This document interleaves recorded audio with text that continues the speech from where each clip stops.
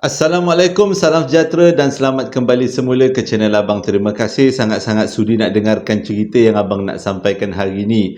Dalam 2 hari yang lepas, Abang ada cakap Abang nak buat pengumuman. Sebenarnya pengumuman tu sangat penting. Sempena dah 2 tahun Abang buat YouTube, tapi Abang tarik semula pengumuman tu dan Abang akan beritahu pada masa yang sesuai. Jadi hari ni Abang nak ceritakan satu lagi kisah dan kisah ni cukup panjang dan Abang termenung bila dapat kisah ni sebab bagaimana cara terbaik Abang nak susun cerita ni sebagai seorang penglipur lara supaya semua orang boleh merasai cerita ni. Dan cerita ni bukan cerita yang main-main.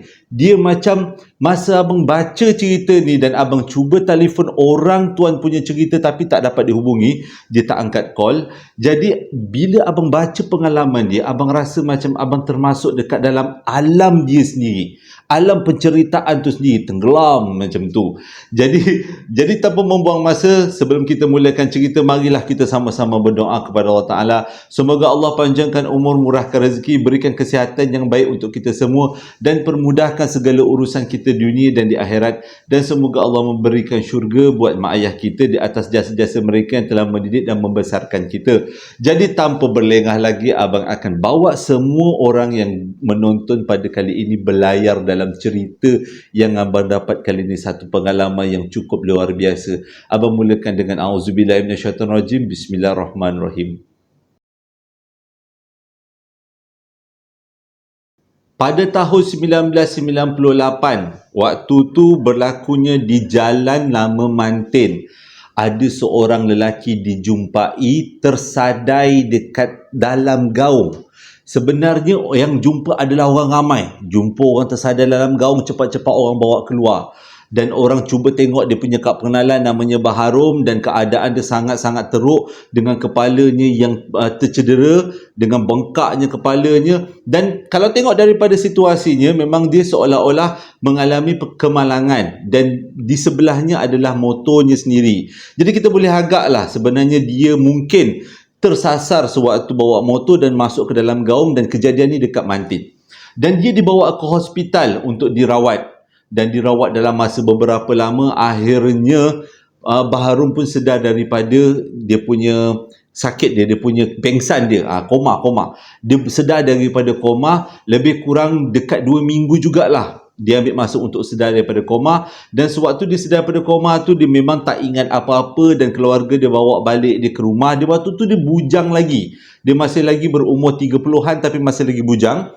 Dan dia dibawa ke rumah dan dia dirawat dan dia diberi layanan yang bagus untuk semoga dia punya ingatan pulih seperti sedia kala. Dalam keadaan yang kecoh-kecoh macam tu, ramailah juga orang yang bersyukur, termasuk ahli keluarganya, sebab dia kembali pulih seperti sedia kala dan dia boleh ceritakan apa sebenarnya yang dia, macam mana kemalangan tu boleh terjadi.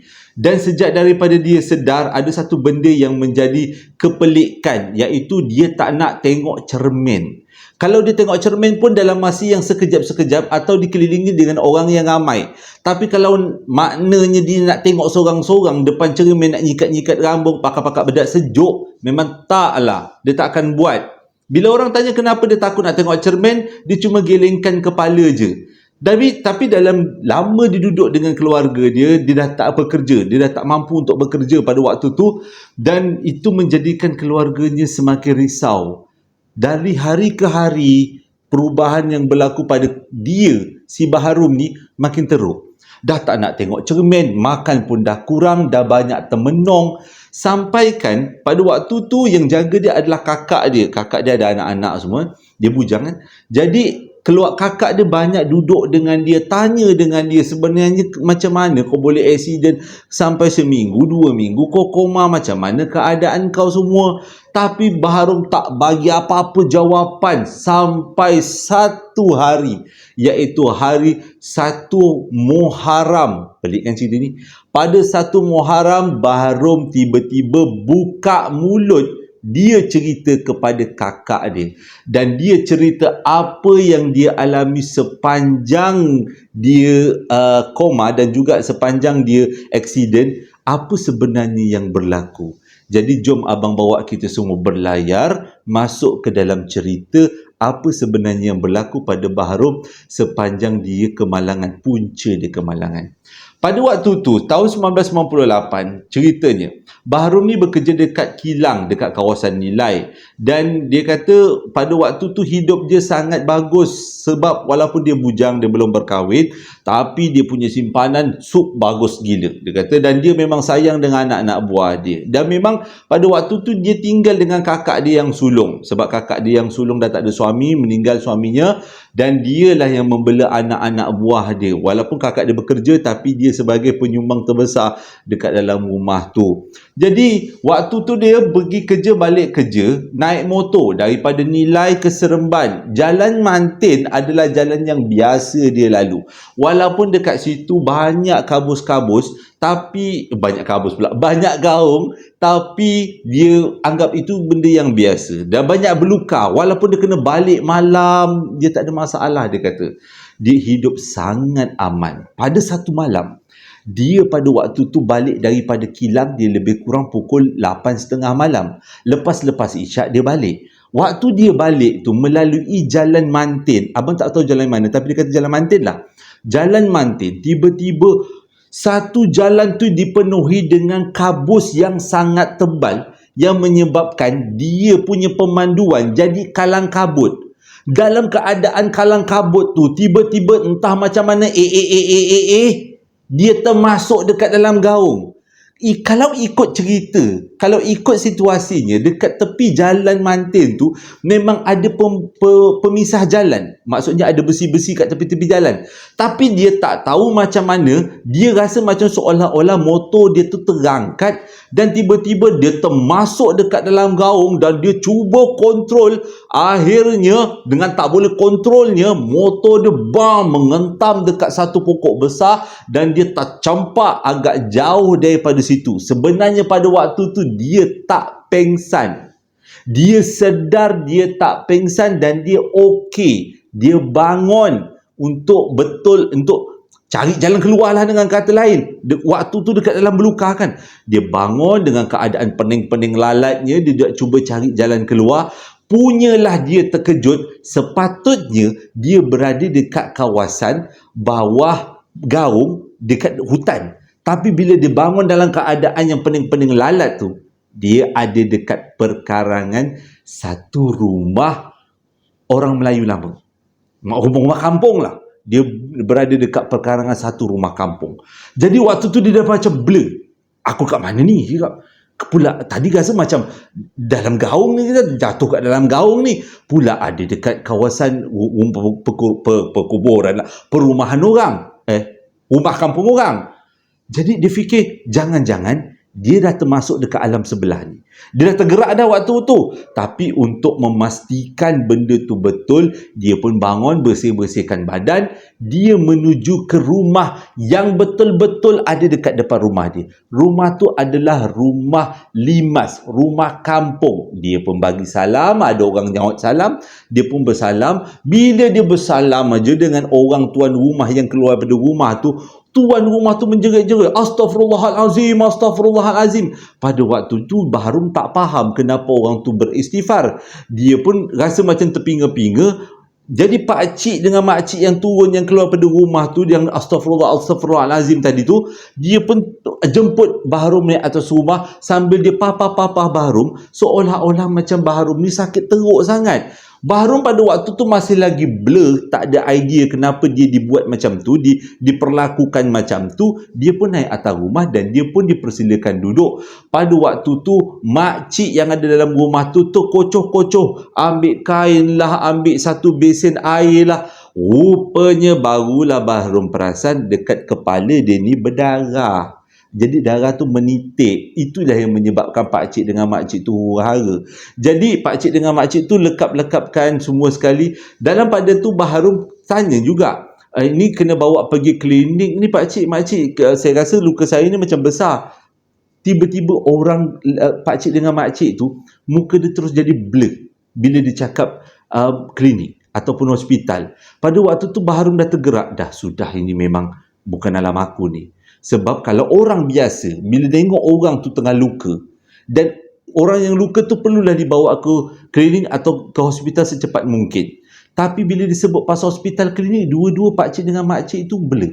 Lepas tu makcik tu cakap, jangan risau, tak payah kita bawa ke mana-mana, makcik ada banyak herba boleh ubatkan kamu. Pada waktu tu Bahrum dah, keadaan dia dah pening, dia pun malas nak fikir banyak, dia pun duduk, lepas tu disuruh baring, dia pun baring, lepas tu pakcik dengan makcik tu letak tepek lah, apa benda daun lah, dia kata kat kepala dia, dia pun reda je lah. Dia kata asalkan cepat baik. Dalam otak dia, kalau cepat baik, cepatlah dia pergi daripada situ. Jadi dia pun biarkan pakcik dengan makcik tu tepek-tepek benda dekat kepala dia, lepas tu dah habis tepek-tepek, dia pun kepala dibalut dengan kain perca, dan lepas tu dia diajak untuk makan, bersantap lah makan. Dia kata yang lauk ada lauk macam-macam lah, dia kata ada ikan bakar, lepas tu yang diingat lah ikan bakar, ada pucuk ubi, lepas tu ada ulam sikit. Dia kata bila tengok keadaan sekeliling rumah, memang betul, dia kata memang dia termasuk dekat alam sebelah, dia termasuk dekat alam lain yang dia pun tak tahu macam mana nak keluar dan macam mana dia boleh termasuk. Dengan rumahnya tak ada perabot, pakcik dengan makcik tu berpakaian seperti orang zaman dulu-dulu. Lepas tu dia punya pinggan dia pula, memang pinggan dia sendiri tak pernah jumpa. Pelik pinggan dia. Pinggannya memang lebar sangat, nasi dia tuang banyak sangat. Lepas tu dia punya daun, ikan dia, ikan dia buat ikan bakar kan. Bentuk ikan tu nak kata kembung tak, bukan ikan sepat, bukan ikan puyuh, bukan, tak apa bentuk ikan, tapi bentuk ikan lah, tak ada ikan paus yang diletakkan kat situ. Jadi dia pun rasa pelik-pelik, memang dia confirmnya yang dia berada dekat alam lain. Dia berada dekat satu tempat yang dia tak pasti. Sama ada alam ni adalah alam betul, cuma dia adalah satu perkampungan yang sangat terpencil, ataupun dia berada dekat alam sebelah. Tapi lebih kepada dia percaya dia ada dekat alam sebelah. Jadi malam tu dia minta izin untuk solat sebab dia belum solat. Lepas solat dia diberikan tempat tidur dan dia pun tidur. Dan dia pun baring untuk lelapkan dengan harapan bila dia bangun daripada tidur, dia akan berada dekat tempat yang dunia sebenar ataupun tempat asal alam manusia. Tidurlah dia malam tu. Punyalah susah nak tidur, dia kata terkebil-kebil. Tak tahu, pada waktu tu dia kata dia tak boleh nak fikir untuk baca Al-Fatihah ke baca Qul Huwallah ke apa. Dia ingat dia solat tapi dia tak tahu nak baca apa. Dia ingat solat je lah, bagus juga tu. Jadi dia tidur. Bila bangun tidur besoknya, dia masih lagi ada dekat rumah yang sama. Dan itu menjadikan dia makin risau. Macam mana nak keluar dari sini? Dia memang yakin ini bukan tempat alam dia. Dia punya udara pun dia kata agak lain. Udara manusia dia kata agak ringan untuk sedut masuk dalam hidung. Tapi udara dekat kawasan tu agak ringan berbanding alam manusia. Lepas tu dia punya suasana dia banyak cahayanya kurang masuk. Ada cahaya matahari dia kata, tapi kurang menjengah lah cahaya matahari dia. Suram je. Nampak macam sebelah rumah tu ada rumah kampung lain, sebelah rumah sana ada rumah kampung lain, tapi macam tak ada orang. Dan orang ni macam tak bergerak. Pakcik dengan makcik tu pun dia akan cakap benda-benda penting je. Nak kata berborak-borak, lobang apa, situ bergurau-gurau sendiri lelaki bini, tak ada dia. Kalau duduk pun diam je.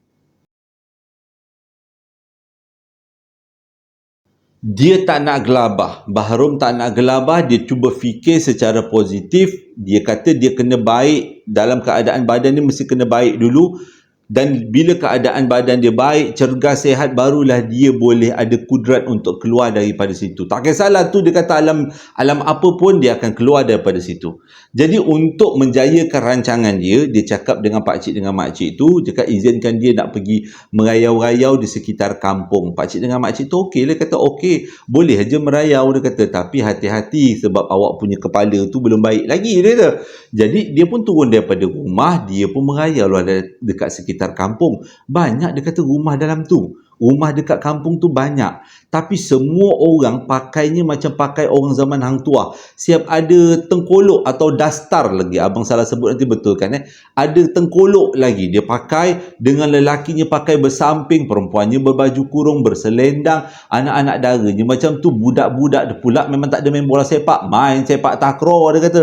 Lepas tu Macam dia kata, dia punya situasinya abang bayangkan agaknya macam masuk mini Malaysia Melaka tu kan. Yang banyak rumah-rumah macam tu. Agaknya macam tu lah. Kalau abang pun macam warga-warga. Jadi dia pun berjalan di sekitar kampung. Tegur orang tu, tegur orang ni. Orang ni sangat ramah-ramah. Cuma dia kata setiap orang tu ada satu benda yang pelik. Muka dia macam melekuk ke dalam. Leper ke dalam dia kata. Macam kita berjalan terantuk dinding. Macam itulah dia kata leper muka rumah yang terantuk dinding. Tahu abang yang cakap, janganlah marah orang sebelah. Mukanya leper macam terantuk dinding. Jadi dia pun berjalan-jalan, berkenal-kenal, bertegur-tegur siapa. Dan tak ada yang pelik. Orang tak pandang dia pelik. Dia pun rasa bila orang tak memandang-mandang dia pelik, dia pun layan macam biasa. Dan waktu tu dia dah macam, ini kampung betul ke bukan? Ini kampung betul ke bukan? Sebab selalunya dia dengar, kalau kita termasuk dekat alam sebelah, orangnya macam pelik-pelik, tinggi-tinggi. Lepas tu orangnya macam, bila tengok manusia lain, dia akan nampak macam menenung aja, besar-besar mata. Tapi orang-orang kat sini memang seperti manusia biasa. Cuma pakaiannya lain, bahasanya lain, aktiviti hariannya lain dan kawasan rumah tu memang tak ada perabot, tak ada elektrik, semuanya pakai lampu picit. Salah, pakai pelita. Dalam berjalan-jalan tu, tiba-tiba dia ternampak seorang budak perempuan. Dia kata budak perempuan tu tak adalah cantik sangat, tapi seadanya lah dia kata. Jadi dia melintas sedepan budak perempuan tu. Tapi dia kata budak perempuan ni punya berani. Dia boleh tegur, "Hai."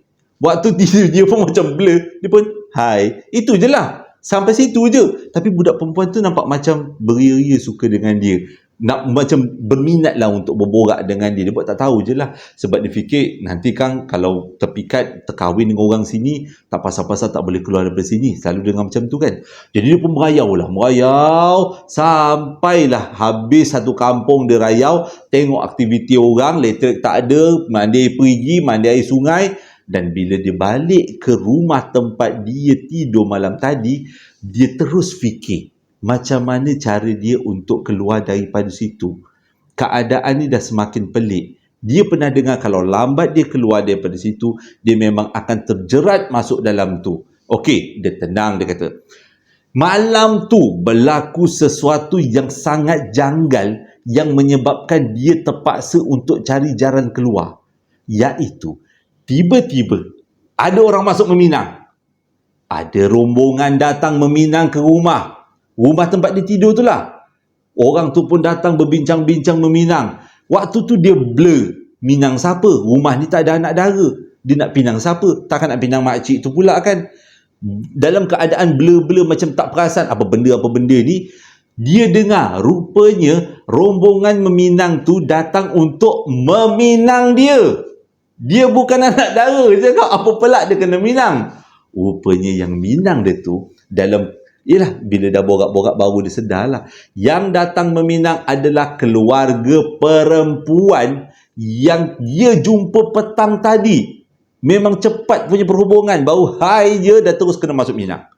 Pada waktu tu dia dalam keadaan blur. Lebih-lebih lagi mak bapa angkat, kita ambil mak bapa angkat lah.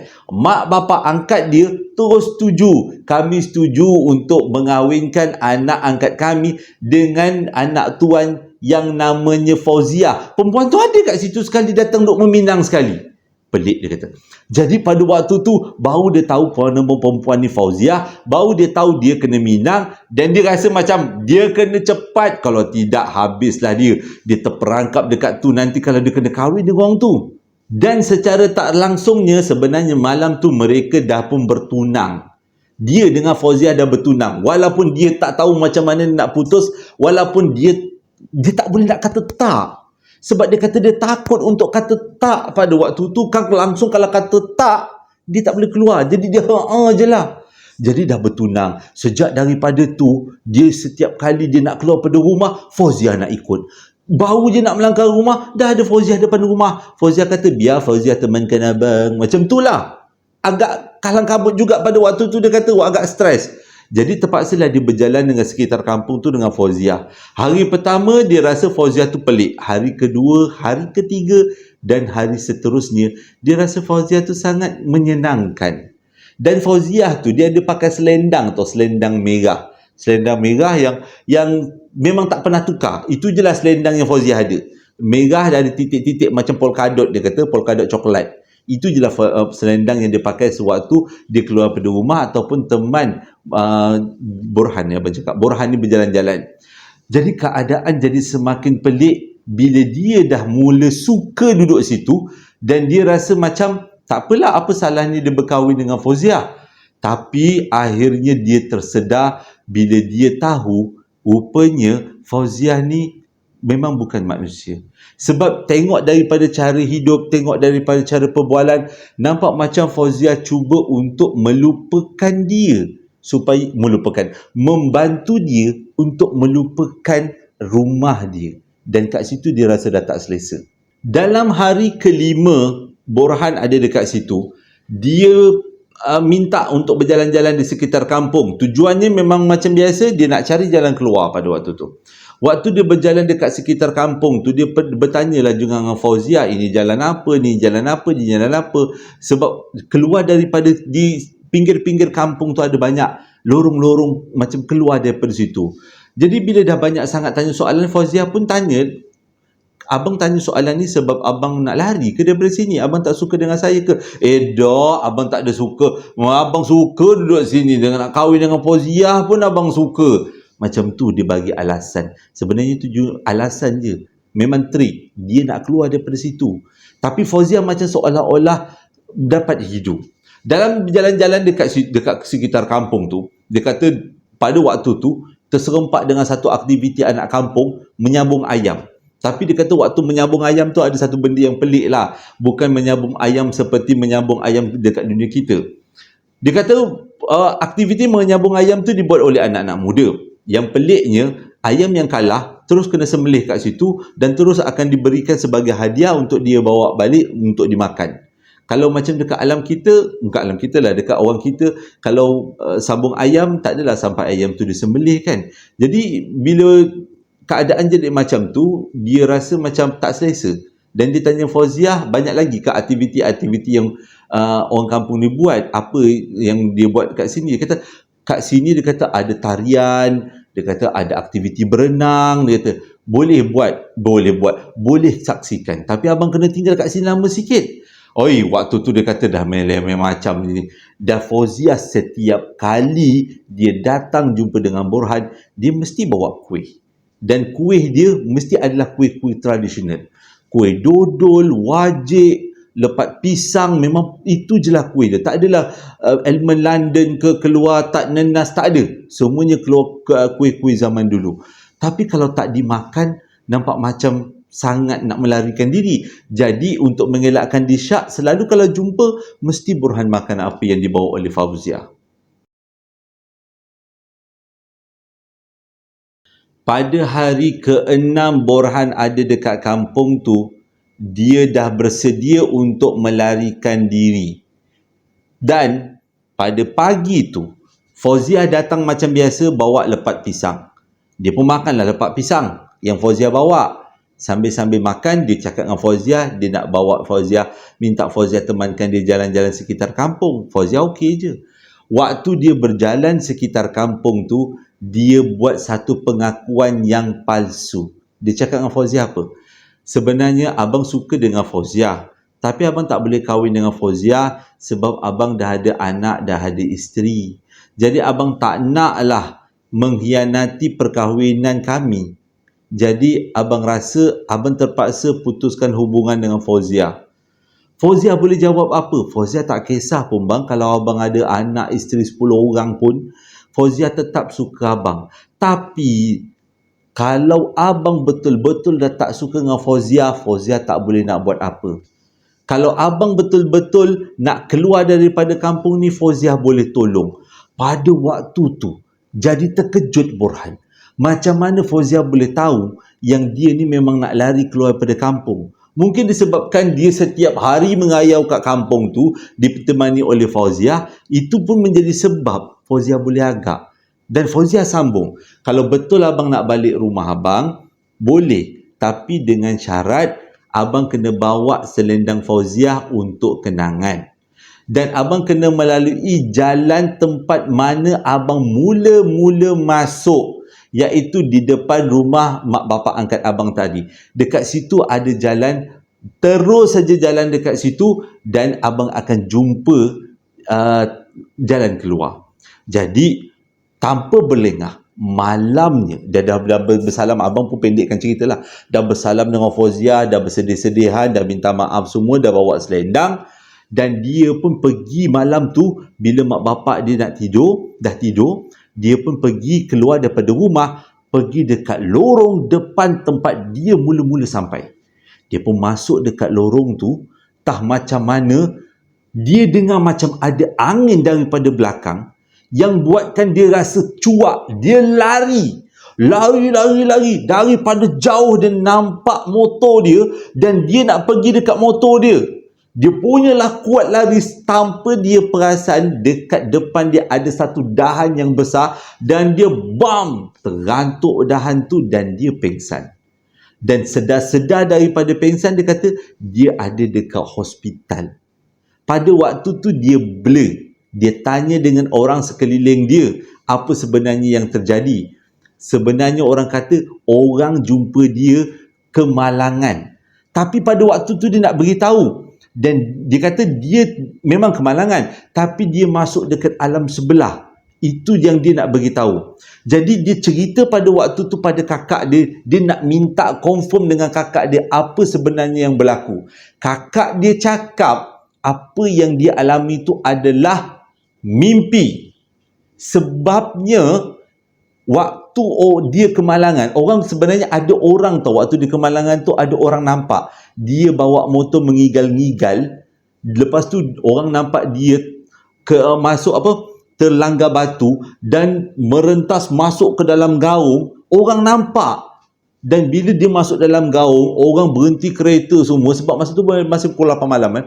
Orang turun ke bawah gaung tu, orang tengok dia dah pingsan dan orang terus bawa keluar dia daripada situ. Tapi apa yang Burhan alami ialah dia pingsan, bangun, dia ada dekat satu kampung yang lain.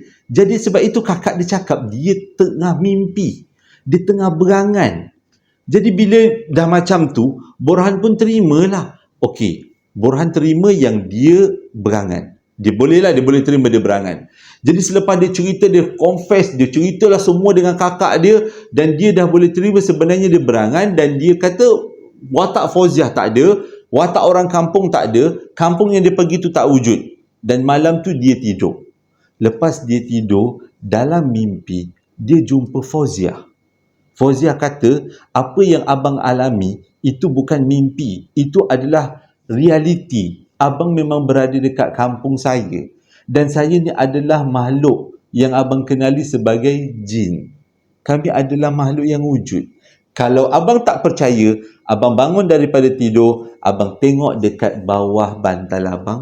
Kalau ada saya, itu menunjukkan apa yang abang alami betul.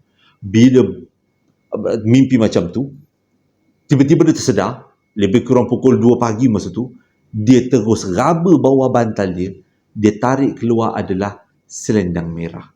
Selendang yang Fauziah bagi pada waktu tu, yang kata sebagai tanda cinta supaya Burhan tak lupakan dia. Oh, lupa abang nak beritahu, dalam mimpi tu Fauziah beritahu, kalau betul-betul nak berjumpa dengan dia ataupun tengok tempat mana yang Burhan pergi pada malam kejadian, seru melalui cermin. Kena panggil nama Fauziah dekat depan cermin, Fauziah akan muncul, Fauziah akan bawa Burhan ke tempat yang Burhan pergi sewaktu dia koma. Sejak daripada tu, memang semua keluarga perasan. Burhan cerita ni pada kakak dia. Pasal cermin tu dia sempat cerita pada kakak dia. Pasal selendang tu pun dia sempat cerita pada kakak dia. Tapi selepas dia cerita dengan kakak dia, dia berubah. Dia menjadi macam orang gila. Dia takut nak tengok cermin. Dia dah mula meracau-racau, cakap sorang-sorang. Dan dia selalu duduk bersendirian menghadap ke arah hutan. Mengarah ke arah yang rumah dia, rumah kampung kan, mengarah ke arah hutan. Dan itu menjadikan satu keluarga dia jadi risau dengan keadaan dia. Dan itu adalah penamat kepada ceritanya. Sebenarnya apa yang berlaku pada Burhan tu tamat setakat tu je. Sebab selepas kejadian tu, Burhan perlahan-lahan jadi gila, dan lepas tu dia uh, kena penyakit pelik-pelik, macam demam panas, lepas tu macam-macam penyakit lah. Kalau ikut Imran macam penyakit pelik-pelik, dan akhirnya Burhan meninggal. Burhan meninggal dalam keadaan penuh tanda tanya.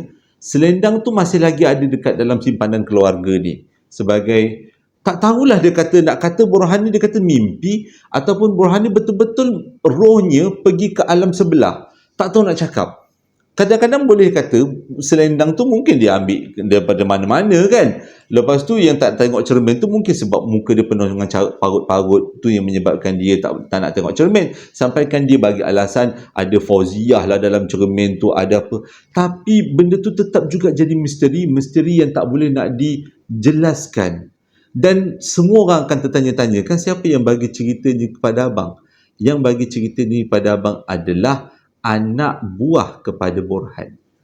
Anak kakak Burhan yang tinggal sama-sama dengan Burhan, yang menyaksikan Burhan terlantar dan Burhan perjalanan cerita Burhan yang dia dapat daripada mak dia. Burhan kan cerita perjalanan apa yang dialami pada kakak dia, dan selepas Burhan meninggal, si kakak ceritakan kepada anak, dan anak tu pun sampaikan kepada abang. Burhan bukan nama sebenar, tapi abang gunakan nama orang lain sebagai kata ganti, nama ganti.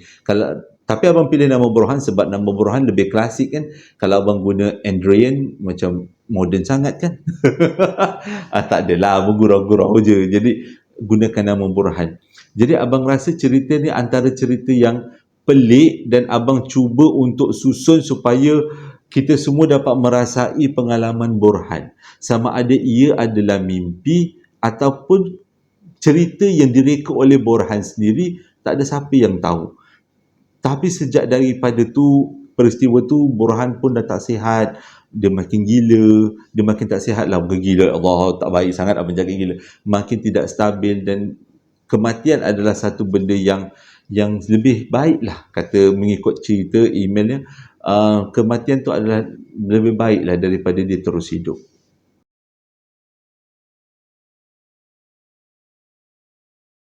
Terima kasih sangat-sangat sudi dengarkan cerita yang abang sampaikan hari ini. Minta maaf sangat-sangat kalau abang cerita kali ini agak kalang kabut, naik turun, nanti takut ada yang tak faham. Kalau tak faham nanti boleh komen kat bawah. Abang minta maaf sangat-sangat. Kalau selalu abang ceritakan keadaannya tersusun kan, tapi kali ini abang macam ubah sikit, belajar-belajarlah untuk memvariasikan cerita supaya ceritanya lebih seronok nak didengar. Tapi kalau ada yang tak faham, abang minta maaf sangat-sangat. Nanti abang akan terangkan dalam komen kalau ada siapa-siapa yang nak tanya. Dan pada keluarga Burhan, terima kasihlah sebab bagi satu cerita yang menarik untuk abang sampaikan. Pengalaman yang susah nak dijelaskan sebenarnya ia apa kan.